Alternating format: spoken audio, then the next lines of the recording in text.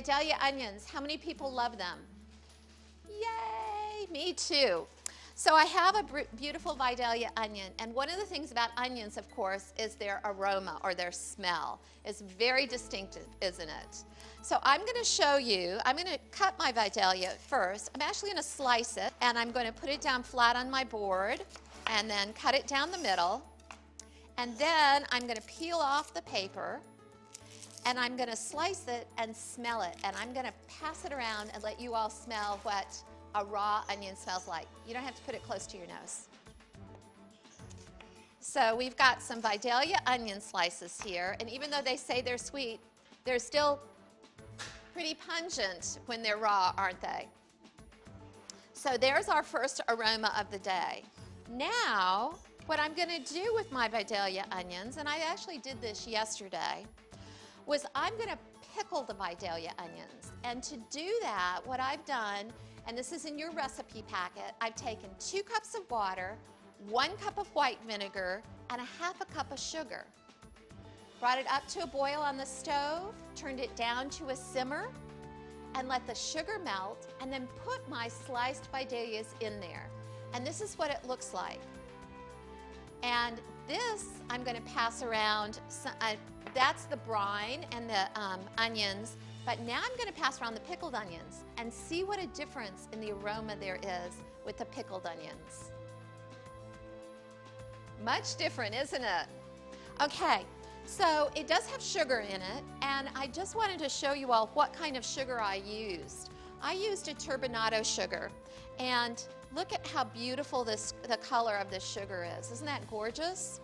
This means that it is less processed than the other sugar. You know how we usually use white granulated sugar and it's really, really white?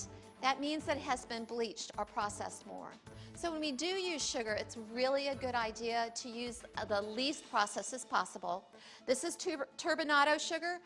There's also de Madeira sugar or raw sugar. And you know the sugar in the raw, it's kind of the same thing. It just has been less processed, so there's more molasses in the color.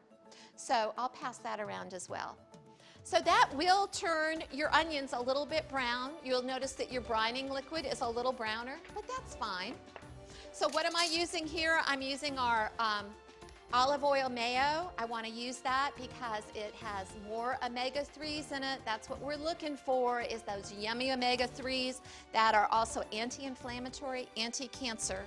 Now, for 4 cups of this the onions, the pickled onions that I've kept in my fridge overnight, I'm going to use about 1 cup of my olive oil mayo. I've got a lot more than 4 cups in here, so I used quite a bit.